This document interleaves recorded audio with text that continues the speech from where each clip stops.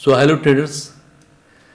तो जैसा मैंने पहले ही आपको कहा था कि अब मैं अपनी एक पुरानी स्ट्रेटेजी पे आऊँगा वापस, क्योंकि मुझे समझ में आ गया कि मुझसे गलती कहाँ पे हुई। सब कुछ ठीक ठाक चल रहा था, प्रॉफिट में ही था, अच्छा प्रॉफिट भी बनता तीसरे मंथ में भी। ठीक है, इस जो अक्टूबर में मैंने आपको दिखाया पिछले बार, मैं फिर से दिखा दूँ क्या? मैं फिर से दिखा देता हूँ, ठीक है। मेरी जर्नी स्टार्ट हुई है अगस्त 1 से, ठीक है। ये वाली स्ट्रेटेजी में मैं बहुत अच्छा कर ले रहा था। अब मुझे लगा कि चलो थोड़ी सी स्ट्रेटेजी चेंज करके देखते हैं, तो मैंने फिर मंथली में शिफ्ट होना शुरू किया। ये फर्स्ट टाइम मैंने किया था ना, मंथली में, सितंबर में। इसमें मैंने प्रॉफिट ही रहा, राइट। अब उसके बाद फिर जो नेक्स्ट मंथ में मैं जब आया ना, तो यहाँ पे मुझे थोड़ा सा ओवर कॉन्फिडेंस आ गया।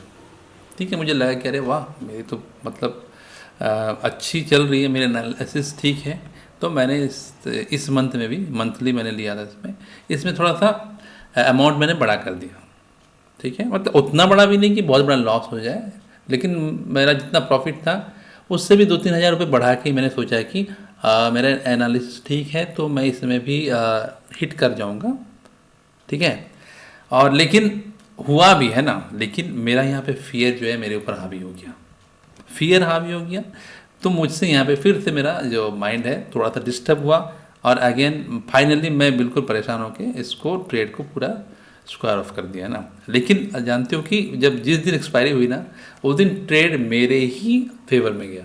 लेकिन क्योंकि डिसिप्लिन की भी मुझे प्रैक्टिस करनी थी, डिसिप्लिन की भी प्रैक्टिस करनी थी, सो मैंने अपना लॉस जब देखा कि थोड़ा सा एक्सिट करा, तो मैंने वहाँ पे काट दिया। तो मैंने सोचा कि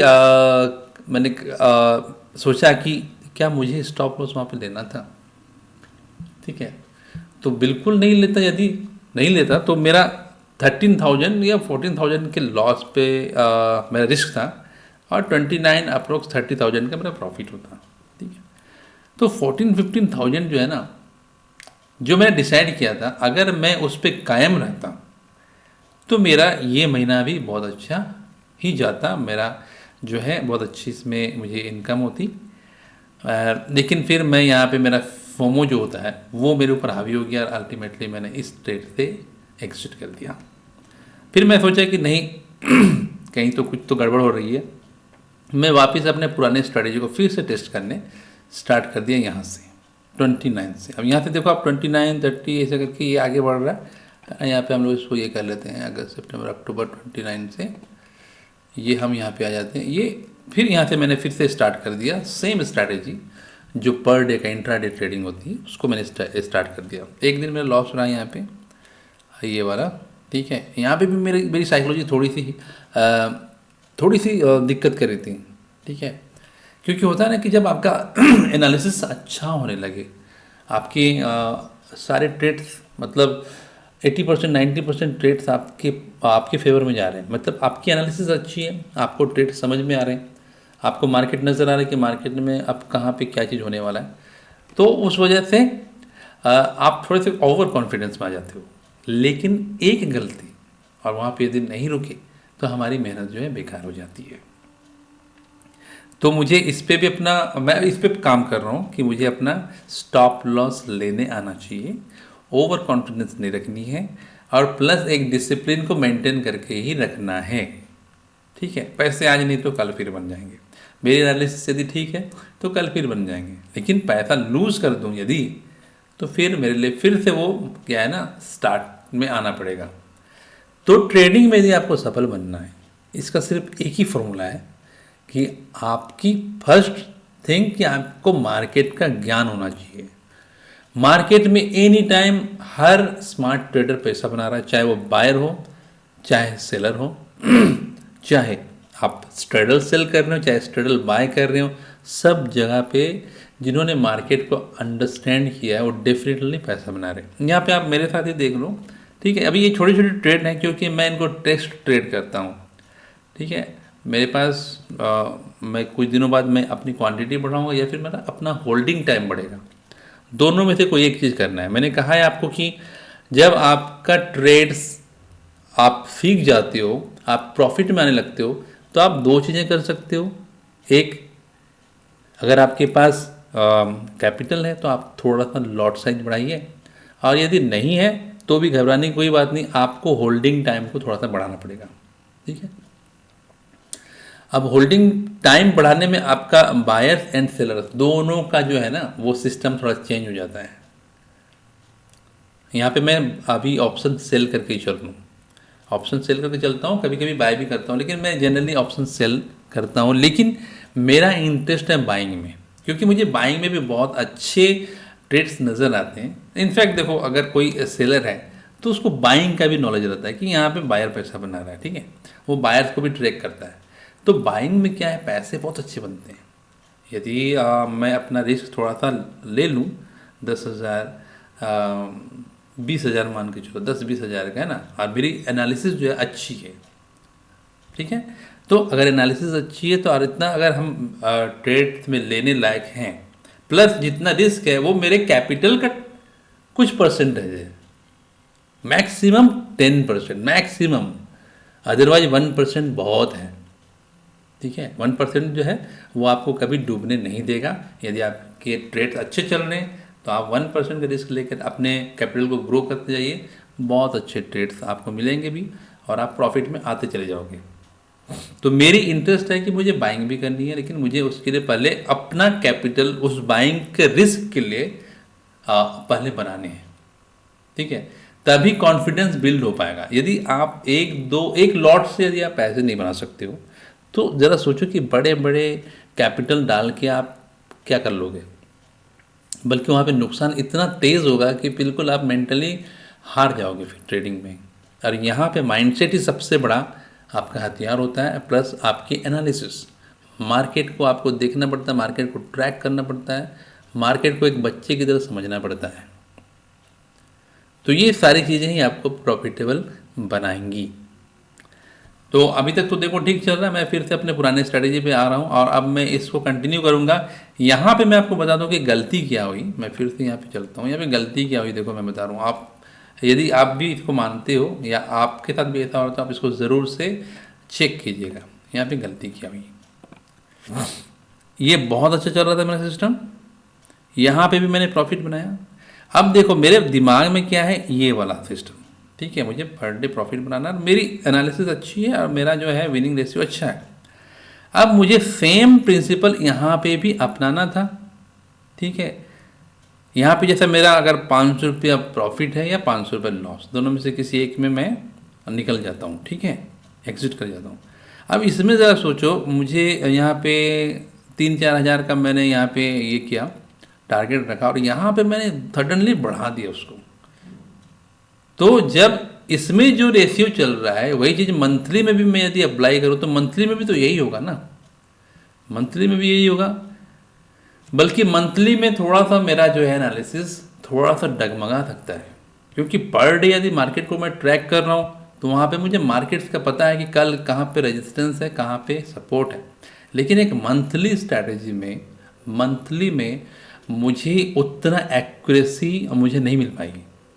ठीक है, तो यहाँ पे भी अगर मैं इसके बराबर यदि मैं ट्रेड लेता तो भी चलता, लेकिन मैंने थोड़ा सा ओवर कॉन्फिडेंट रखा, और हालांकि ये मेरा फेवर में ही गया, मुझे अच्छे पैसे यहाँ बनते, लेकिन मेरा जो फियर था ना वो मेरे आड़े आ गया।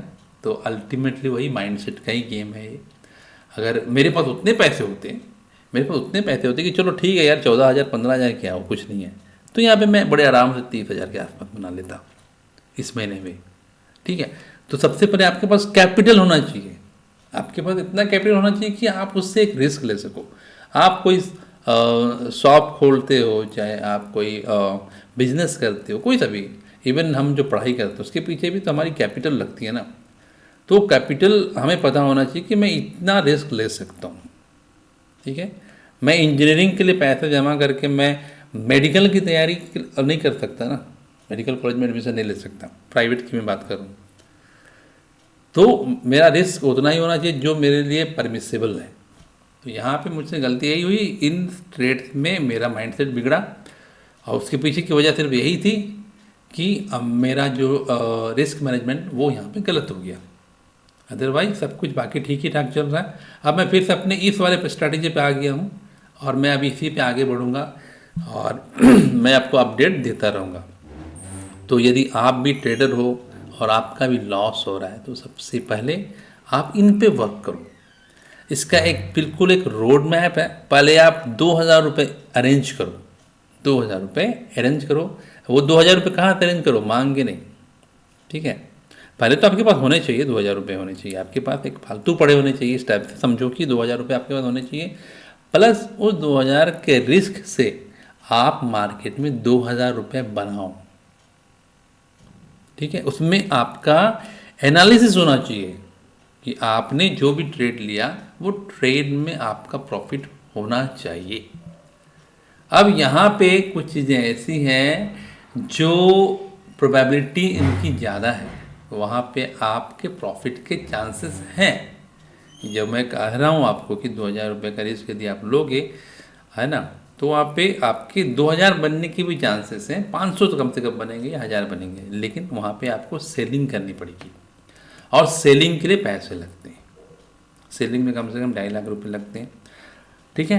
तो सेलिंग में एक आप रेगुलर इस तरह से आप अपना इनकम आप कर सकते हो, लेकिन बाइंग में वो चीज़ नहीं है। लेकिन बाइंग में जिस दिन आप पैसे बनाओगे, बाइंग में जिस दिन आप पैसे बनाओगे, आप 2,000 नहीं बल्कि 7-8 हज़ार 10,000 रुपये ऐसे बनाओगे आप, वो भी कम कैपिटल लगाकर। कम से कम आपके पास 15,000 रुपये होने चाहिए, ठीक है। लेकिन वहाँ पे भी आपको रिस्क मैनेज करके ही चलना है और रिस्क मैनेज करके चलना है, तभी आप वहाँ पे भी प्रॉफिट बना सकते हो। वहाँ पे आपको ये इंट्राडे नहीं प्ले करना है। इंट्राडे ऑप्शन सेलिंग वालों के लिए चल जाता है। ऑप्शन बाइंग में आपकी एनालिसिस बहुत पक्की होनी चाहिए। हाँ, बाज़ार में रोज़ आपको ट्रेड मिलेंगे, बाज़ार में आपको ट्रेड रोज़ मिलेंगे, ठीक है। लेकिन उसके लिए आपको वेट करना पड़ेगा और आपको बाज़ार की स्टडी करनी पड़ेगी। तो ठीक है, मेरे चैनल को आप यदि पसंद करते हो तो थोड़ा इसको ग्रो करने में मदद कीजिए, क्योंकि यहाँ पे मैं आपको बिल्कुल रियलिस्टिक चीज़ें बता रहा हूँ, ठीक है। मैं अपनी जर्नी आपके साथ शेयर कर रहा हूँ। मैंने जॉब क्विट किया है, अच्छी खासी नौकरी मैंने छोड़ी है। मैं भी देखना चाहता हूँ कि स्टॉक मार्केट खासकर ऑप्शन ट्रेडिंग में सफल हुआ जा सकता है भी या नहीं। अगर होते हैं तो कैसे होते हैं, उसके पीछे का जो मेन सूत्र होता है ना, जो फॉर्मूला है वो क्या है। तो मुझे तो यही फॉर्मूला नज़र आ रहा है कि आपकी एनालिसिस अच्छी होनी चाहिए, आपके ट्रेड्स अच्छे होने चाहिए, ठीक है। और उसके बाद आपको मार्केट का पूरा ज्ञान होना चाहिए। ऐसा नहीं कि सिर्फ मैं सेलिंग में ही आगे बढ़ूँ, नहीं। एक सेलर को बायर्स का भी पता होता है कि कहाँ पे बाइंग हो रही है, बाइंग कहाँ तक होगी और कब सेलर एक्टिवेट होंगे, वो उनका भी पता चलता है। देन स्टैडल स्ट्रैंगल जितनी भी चीज़ें हैं ना, ये सब सारी चीज़ें, तो ये सब चीज़ें तो आपको जाननी पड़ेंगी, तब आप इतने कॉन्फिडेंस के साथ ट्रेड लोगे। और उसके बाद भी आपको अपने माइंडसेट पे वर्क करना पड़ेगा, जैसा मैं अभी कर रहा हूँ। ये मेरा कौन सा स्टेज है, वो धीरे धीरे करके अभी सामने आते जाएगा। फिलहाल अभी आधा नवंबर बाकी है, देखते हैं कि नवंबर एंड तक मेरा कितना PNL होता है, ठीक है। तो मेरे इस वीडियो को लाइक कीजिए यदि आपको इससे थोड़ी सी भी मार्केट को समझने में और बाकी चीज़ों को समझने में थोड़ी सी भी यदि आपको सहायता मिली हो तो ज़रूर से इसको लाइक करें। हाँ, मेरे चैनल पे जुड़ जाएं, क्योंकि यहाँ पे मैं आपको बिल्कुल फैक्ट बताऊँगा कि ऑप्शन ट्रेडिंग में कैसे आप आगे बढ़ोगे, या फिर ऑप्शन ट्रेडिंग करनी चाहिए भी या नहीं, किनको करनी चाहिए किनको नहीं करनी चाहिए, ठीक है। ये सारी चीज़ें आप धीरे धीरे करके आप जानोगे। मिलते हैं फिर नेक्स्ट वीडियो में, तब तक के लिए बाय, जय हिंद।